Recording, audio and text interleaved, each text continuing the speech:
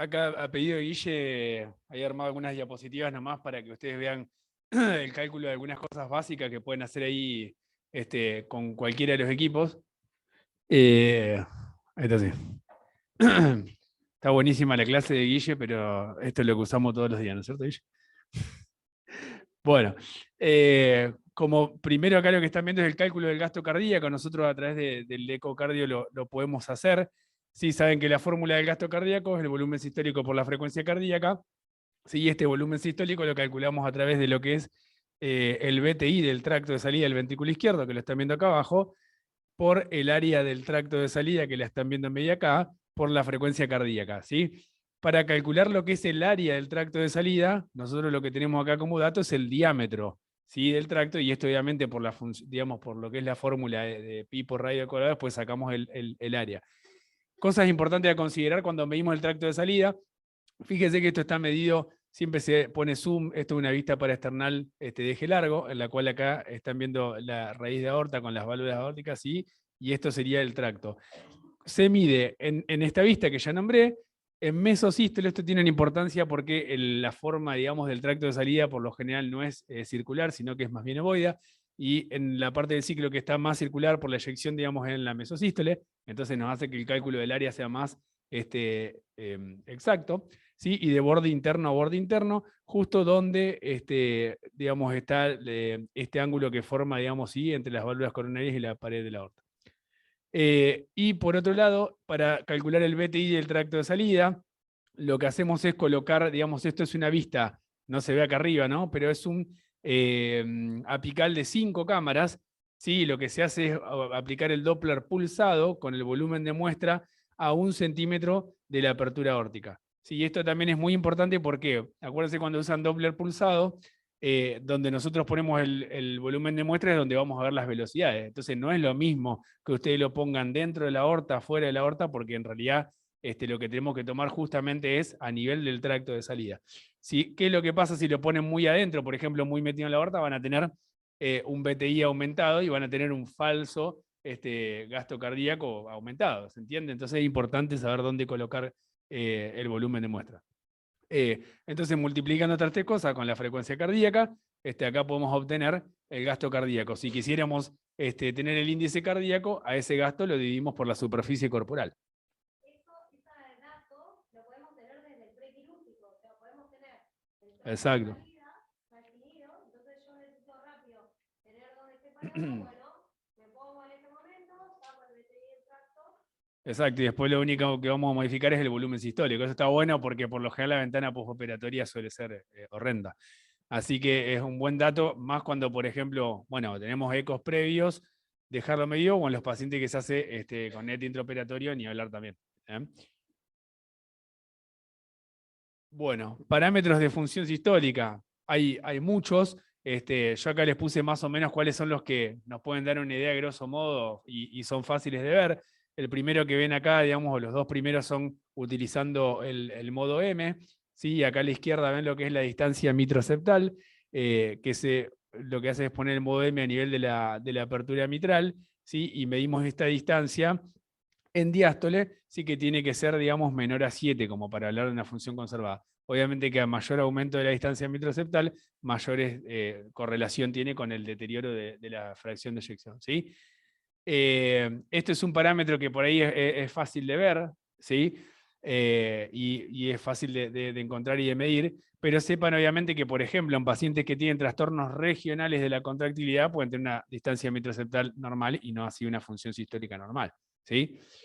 Después, lo mismo que hacemos del lado derecho del TAPSE, existe el MAPSE derecho, así que es colocando justamente el modo M a nivel del anillo mitral y vemos la excursión, ¿sí? Y el valor, digamos, normal es más de 8 milímetros. Por otro lado, podemos usar también el Doppler tisular. Esto es una vista apical de 4 cámaras, donde ponemos el volumen de muestra, digamos, a nivel del anillo lateral mitral, y activamos la función del Doppler tisular, que esto por ahí no está siempre en todos los equipos que tenemos, pero bueno, hoy en día la gran mayoría sí los tiene. ¿Sí? Y medimos la onda S sistólica, ¿sí? Que tiene que ser más de 11 centímetros segundo, y eso también nos habla de una buena función. ¿Sí? Estos son como los más simples. Y obviamente que Después, como un método un poco más elaborado, bueno, tenemos el método Simpson biplano, que esto lo que hacemos es medir el área en 4 y en 2 cámaras sístodiastólica, y esto, obviamente por esta diferencia, el equipo nos termina dando la fracción de eyección. Y por último, que eso por ahí va a depender un poco más de la experiencia de cada uno, que es la estimación visual, que suele tener también buena correlación cuando el que la hace, digamos, tiene experiencia. Bueno, esto de función diastólica en realidad es un choclo. Yo más o menos quería descartar algunas cositas solamente de esto. Fíjense que todo este algoritmo que vemos de función diastólica lo vemos en paciente que tiene una FEBI normal, porque obviamente el paciente que tiene una función alterada ya de por sí su función diastólica está alterada. Y una cosa que quería recalcar, que por ahí vemos muy a menudo, es que uno supone, digamos, que la función diastólica es sinónimo de los patrones de relajación. Y en realidad esto es, o sea, es solamente uno, digamos, de los criterios que vamos a usar para definir todo esto. Entonces quiere decir que, por ejemplo, como ven, digamos, acá tenemos los que son los patrones de relajación por el Doppler pulsado y la correlación con el tisular. Obviamente que entre este paciente y este paciente, sí que es un paciente normal y un pseudo normal, pueden parecer muy iguales, pero obviamente que el paciente que está en un estadio pseudo normal, de seguro que tiene más cosas, digamos, para sumar de acá. Si tiene de seguro una aurícula dilatada, vean la correlación que hay con el tisular, en el cual la onda E va disminuyendo, a diferencia de esta que es normal.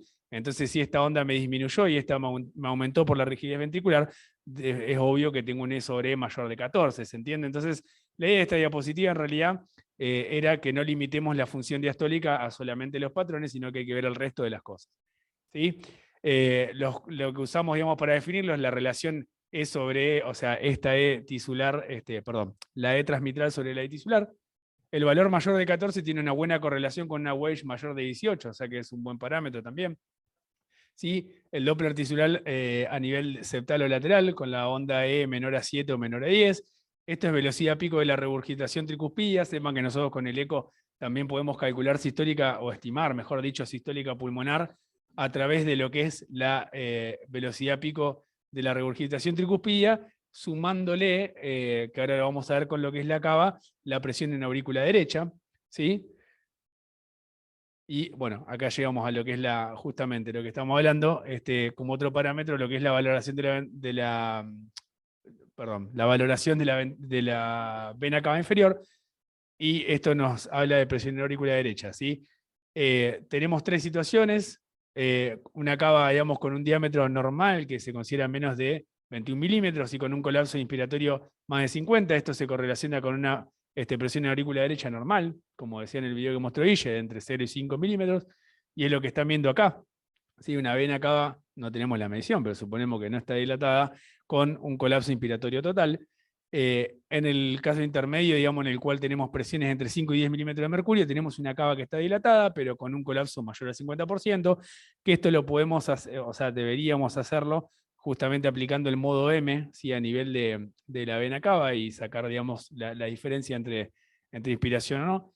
Y por último, este es el otro caso extremo en el cual tenemos una cava dilatada con un colapso menor al 50%. Ven que prácticamente no hay diferencia en el ciclo respiratorio. ¿Sí? Y eso nos habla de presiones aumentadas a nivel de la aurícula derecha entre 10 y 20 milímetros. Y tenemos, que no puse acá, pero casos en los cuales, digamos, hasta hay una expansión, digamos, y eso habla de presiones todavía más alteradas, mayores de 20 milímetros de mercurio. Y eso no.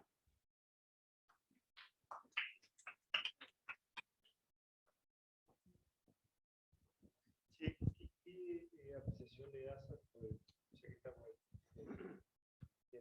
vamos a hablar de la doctora Francisco, a los pacientes que están ventilados? Claro, bueno, es algo que no había nombrado, obviamente que el hecho, digamos, de la presencia del tubo hace que casi que nos saca la utilidad, digamos, de lo que es la colapsibilidad de la vena cava.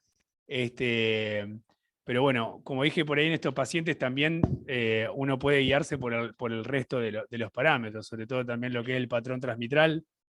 ¿Se entiende sonar? ¿Han visto alguna cava de un paciente ventilado? Digamos, por lo general, obviamente la presencia del tubo y las presiones positivas en la vía aérea hace que la cava casi que no mueva. El tamaño absoluto también por ahí es un dato importante, no es lo mismo, o sea, tener una cava que no tenga variación, pero que tenga un tamaño normal. Y bueno, y obviamente que las cavas dilatadas, pero sí es cierto que saca un poco digamos, el hecho de la correlación exacta con las presiones de la aurícula derecha. Lo que está claro de eso es, bueno, no está claro, digamos, hay discusión al respecto, pero si se toma es que esa variabilidad respiratoria uno la tiene que tomar como un parámetro de precarga, en realidad que lo que se va a hablar es de que el paciente sea más o menos respondedor al volumen, no estrictamente de la precarga que tenga en ese momento. ¿Sí? Exacto, límite de colapsabilidad. Pero así como el de la cava, tenés esas otras cosas. Le levantás los pies, el paciente que sube 10 milímetros de mercurio, ese paciente te va a responder con líquidos. Eso te está mostrando, ¿sí? La variabilidad de la presión de pulso, la variabilidad del volumen sistólico, de acuerdo a los porcentajes que se sacan, hay monitores específicos, bueno, están todas estas formas de monitoreo, pero hay monitores que usamos arriba, que yo en anestesia tenemos uno que te tira la variabilidad de la presión de pulso. Bueno, más del 12% de ese paciente tiene chance de responder con volumen. Entonces son indicadores indirectos de precarga. ¿Sí?